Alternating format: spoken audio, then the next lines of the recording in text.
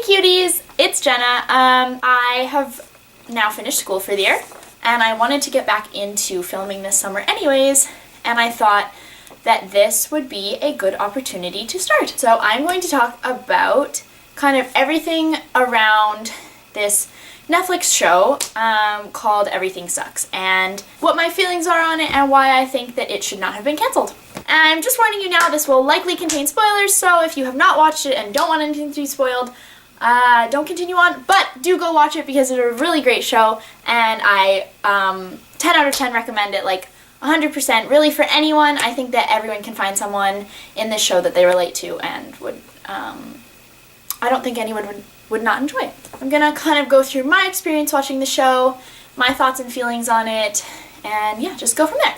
So I started watching this show a couple weeks ago, so it's like May. I think I started it like the first time at the end of April, and it came out in February, so that was almost 2 months after, and I had literally never heard of the show. Netflix had never advertised it to me, like they had never promoted it on my Netflix feed. I literally hadn't heard of it until I saw it on Twitter one day. When I started watching it, I did not know that it had already been cancelled. So they had already announced at the beginning of April, that they were not renewing this show for season 2. So I did not know that when I started this show.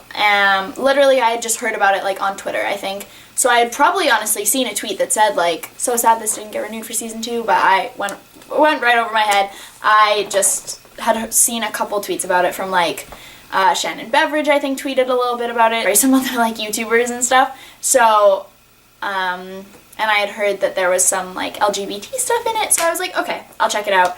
And if I'm being honest, like if I'm being brutally honest, the first like couple episodes I found really cringy the first time. It's, okay, so like it's following Luke, who's obviously a freshman in high school, and I think that that is just such an awkward, cringy time for anyone in high school, like that first, especially like it's the first weeks, like they have nothing yet. So I found myself often being like, oh my god, I need to pause this, like, I was just like stressed for them because it's so cringy, but like in the best possible way. And now that I've watched it like 5 or 6 times, I like kind of love those moments because they are so like pure and just like genuinely reflective of the high school experience. I'm like, oh my god, this was me when I was in the 9th grade, like I was that cringy as well. So I like really related to that part of it in that sense. The fact that he's like so in love with Kate, even though you don't like know she's a lesbian yet, you know, kind of. You feel bad for him, you're like, no, Luke, like don't do this to yourself.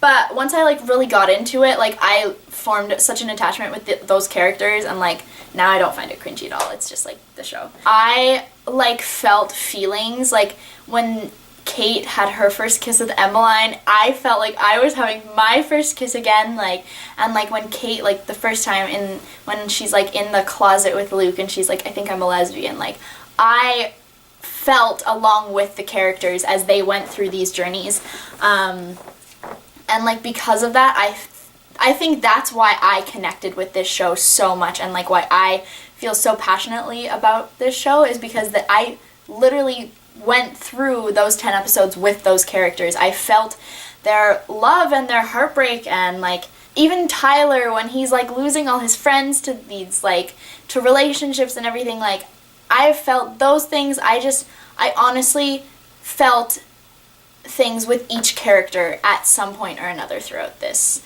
show. And I just think that's so beautiful because I related to all of it, and I think that is the sign of a good show, that you capture the human experience so well that like these kids are portraying 9th graders, but there's also adults, and I can relate to all of them in some way, and I think that a lot of people can, like, and I don't say that just because like I'm a lesbian and she's a lesbian or whatever, you know, like I relate to all of the characters. My like favorite part of like the entire show is the well, I have 2, I guess. Obviously, okay, they're both between Kate and Emmeline because I'm like the biggest Caroline stan, like nothing else compares. Like I love them together. I think they're so perfect. I also think that Sydney is like the most, literally as Kate says, like the most perfect person, like but like yeah, honestly my 2 favorite like scenes, I guess, are when they're in the consignment store, and Emmeline is like, are you coming? And Kate's like, and then like she tries on the dress, and like it's just like a moment, and then Emmeline is like, I'd bone ya, and I'm like, you're gonna. And then my other favorite scene is like their almost like first kiss. Okay, actually, okay, maybe I have 3. Ooh, second one though is when they're in the motel and Emmeline is like, how do you do it? And Kate's like, blah blah, and then they like almost kiss, and then Leslie walks in. Like, I just live for that. Like, I felt like butterflies almost for them, because it's such like an intimate moment between 2 people, I think, and like it's this beautiful reconciliation between the 2 of them, because they have had like their differences, but like Kate is obviously like pretty much in love with this girl, and like Emmeline is like maybe starting to feel those things for her, and I think it's just like a really beautiful moment between these 2 girls that like don't really know who they are and don't really know what's happening and are just like in that moment together. Do you know what I mean? And other like favorite bit between them is on the stairs when they're both sitting, and Emmeline like leans in and is like, oh, I like you, like, is that okay? Like, again, it's just such a pure moment. Like, this is so high school in that sense that like she's like, is it okay if I like you? And she doesn't know what to say, and she wants to put herself out there, but she's obviously so unsure, and she doesn't know if Kate feels the same. And like, I think that Emmeline has a lot of self-doubt in that sense, that they literally almost kissed and she still is like, does she even like me? I feel like she's very lost. Honestly, throughout the whole show, I feel like Emmeline is a very just like lost person, and she doesn't know who she is, and she's just very high school. But honestly, like some of my other favorite moments in that show, when Sherry and Ken are in the pool, like just like the beautiful, like just great filming, honestly, like just it's portrayed so well. The nutmeg episode when they're in the woods and Emmeline is trying to make McQuaid laugh. I honestly, like, I have no bad things to say about this show. Nothing at all. I think even the first episode when they show Kate, like, looking at the magazine, like, I feel for her, because I don't even know how to explain it. It's just like also a beautiful portrayal of like a girl kind of like discovering herself in that sense that like I think is missed a lot of times in anything, in culture, in society. Like that is just kind of ignored, that the fact that like girls can and should explore their sexuality and themselves that way. I love the relationship between Sherry and Luke. They're the cutest little family, I think. So close because she's a single mom. When they do fight, you feel it even more because you've kind of grown attached to them. And you see them struggling because Sherry wants to be with Ken so badly, but she puts Luke above like everything else in her life. You're just like, no, but your happiness, but your kid. And I'm like getting emotional. I can't. Another scene that I absolutely adored was when Kate took Luke to the bridge and was kind of like explaining her situation about her mom and everything. I definitely cried. And not because that's something that I relate to, but just because you feel for her. I honestly felt like empathy for this girl because you've like seen her go through all this stuff up to this point. It's later in the season and you've gone through all this stuff with her and you're getting to know more sides of her and why she does things the way she does and feels the way she feels, and like it honestly like tears your heart out for her because you're in this situation and you just want to help her and you can't, like, obviously because it's like a television character. I could go on and on. I'm sure I've missed like so many good moments. No bad things to say about this show. When I talk to my friends about this show, yeah, it has great LGBT representation. It has great interracial couple representation and also single parent representation and older adult relationships, but it also shows teens falling in love and the awkwardness that comes with that and people discovering themselves and falling in love for the first time and getting their hearts broken along with that as well, and just the friendships and like how everything is so up and down in high school. It's just a lot of emotions and you feel things so much more because you're at that age, and I feel like they portrayed that so well. But I mean, it also has Tyler who struggles with his learning, and I think, but they don't show him in a light that his friends make him feel dumb, like they're doing their best to help him. I feel connected to these characters and I need to know, like,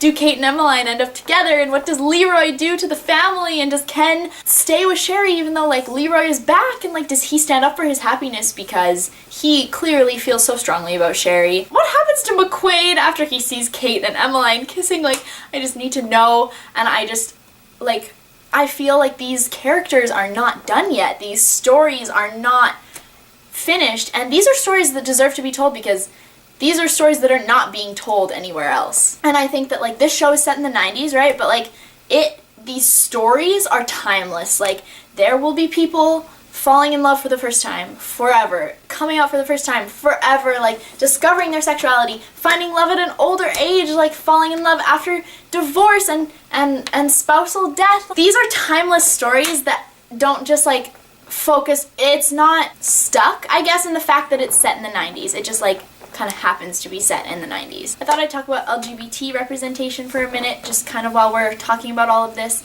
The show, obviously, has Kate and Emmeline that end up as a couple, undeclared. They kiss in the last episode. I just feel, like, so personally connected because this is, like, the high school experience that, like, I wish I had had, kind of. I mean, like, loosely. Obviously, not everything about it is great, but, like, I came out for the first time when I was in the 11th grade, and that's, like, about the same age as them, I guess. Like, Kate is in the 10th grade, and Emmeline, I think, well, she said she had 1 year left, so I would assume that she was in the 11th grade.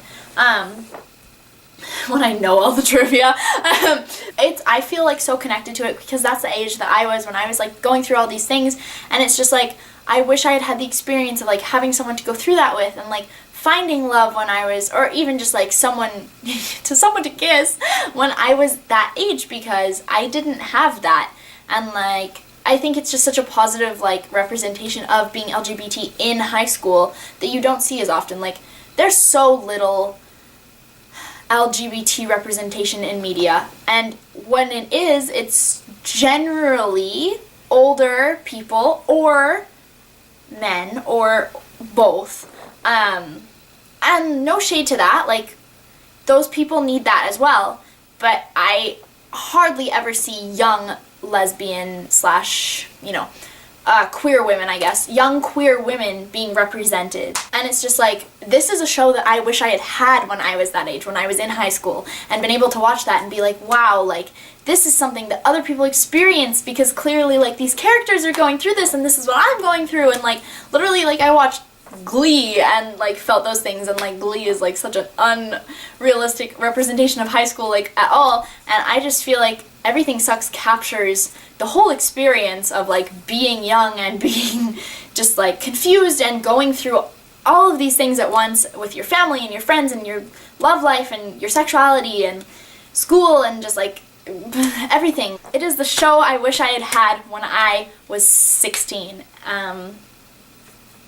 Yeah, that's honestly, like, I think that's, like, the highest praise that I could give it because I wish that my younger self had been able to watch this and been like, wow, like, I am okay. It makes me feel a lot of feels, and it makes me wish that I had had girls to kiss when I was in, that age. Like, I went to a private school for ballet, so there wasn't a lot of lesbians or anyone, even for the straight girls, there weren't a lot of people to kiss, and, like, I don't know, it's, like, something that I feel like I wish I had had, On to it being cancelled. I feel very strongly about this. Obviously, I don't want this show to be cancelled. I think that it should not have been cancelled. It definitely has a very large audience, a very large cult following in that sense that has developed very quickly. I think that when Netflix cancelled it, they maybe did so prematurely, is my thought on it. Basically, as I said at the beginning, this show was not advertised to me as a Netflix viewer at all. I didn't see it on their Twitter accounts, Instagram accounts, barely anything. Like, it's not, on the top of Netflix when they show, like, a little preview of, like, their newest thing, I never saw it there. Like, this show, I literally hadn't heard of it until months after it came out.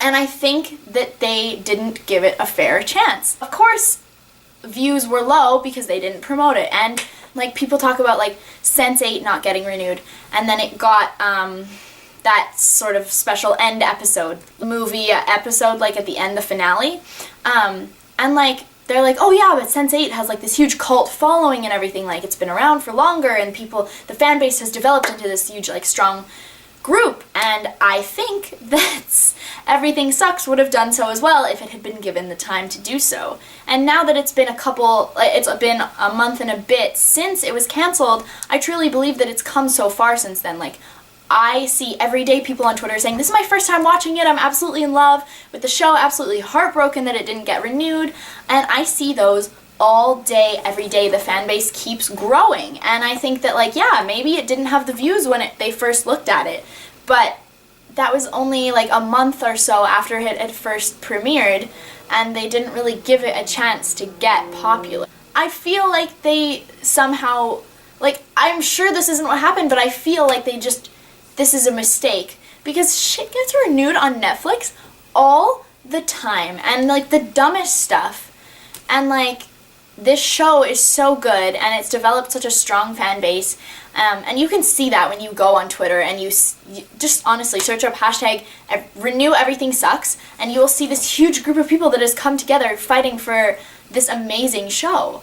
And so I don't see how Netflix could possibly not realize that, like, it would be worth it to make another season, is what I'm getting at. The cast still tweets about Renew Everything Sucks. Like, creators, the writers, or is that the proper term? They talk about how they want to do a second season. They have it all, like, planned, like, they know it, but Netflix won't renew them, and they also won't give them, like, the rights to the show back to go somewhere else. And, like, literally everyone wants to do another season except Netflix. And it's just frustrating because there's no reason at this point that we can see as fans not to. What's frustrating is that they haven't said anything. We've been tweeting and live chatting and calling and everything for over a month now, and we've heard nothing. Like, I think if it had been explained to us, their reasoning, then, you know, everyone would be upset, but everyone would be like, okay, I see why you chose this. But at this point, for us, we don't see any reason for it to be canceled. There's no clear explanation, and I think that's why people are so upset, because to us it looks like it should get renewed. It wins top Netflix show polls all the time and is on most binged lists all the time. Like, it's not being watched. And then people are upset because Netflix will, like, they posted like a meme thing that basically was like calling out teen dramas for not using teen actors, and then everyone was like, well, Everything Sucks did, and you canceled it. And then they've posted a couple like Instagram things with references to songs that are used in Everything Sucks, and people are like, are you taunting us? I think the fandom is just very upset that we're essentially being ignored. And another big thing that's upsetting people, which I think is just like ridiculous, is that like literally like less than a year ago, possibly even less than 6 months ago, correct me if I'm wrong, they tweeted about the final episode of Sense8 that's coming out, and they said, you know what, we've learned from our mistakes, we don't want to leave shows on cliffhangers anymore, we're going to try our best to not do this again. I'll see if I can find like a picture of the tweet and like put it down here, because that's not like word for word what it says, but it's along those lines. And they literally did it again with Everything Sucks, which is another show like Sense8, good representation, Everything Sucks, good representation, and like, what are you doing, Netflix? Like, what are you doing? You're literally doing what you said you wouldn't do. Sorry, I'm like talking too much. I honestly think that's like why people are so upset about it, is because there's no good explanation, no good reason that we can see, and Netflix has said that they would try not to do this anymore. They've like said all these things. They talk about how they want to show diverse groups of peoples, like LGBT and single parents and interracial and all these things, and then they cancel it. And it just feels like, do you even, like, does nothing you say matter? And Everything Sucks is such a good show, it has a strong group of fans, and they're just not getting anything. They're not hearing anything. We're being ignored. Radio silence. And frustrated. And it's a bit disheartening. Disheartening?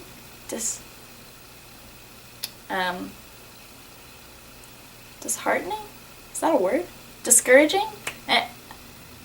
You know, anyways, it's a bit that we've been fighting for this for like over a month, and we're just not being heard. Like, it's hard to keep fighting for something when we don't even know if what we're doing is helping. Brooklyn Nine-Nine got canceled, and literally people went to Twitter and fought for it, and it was picked up by another, like, station. NBC picked it up, like, the next day. And it's just like, I feel so happy for them because I know how it feels when one of your favorite shows get canceled, but I'm like, but we've been fighting for so long, like over a month, and we've heard nothing, and it's just like, what do you want from us, you know? Like, it's just so freaking unfair.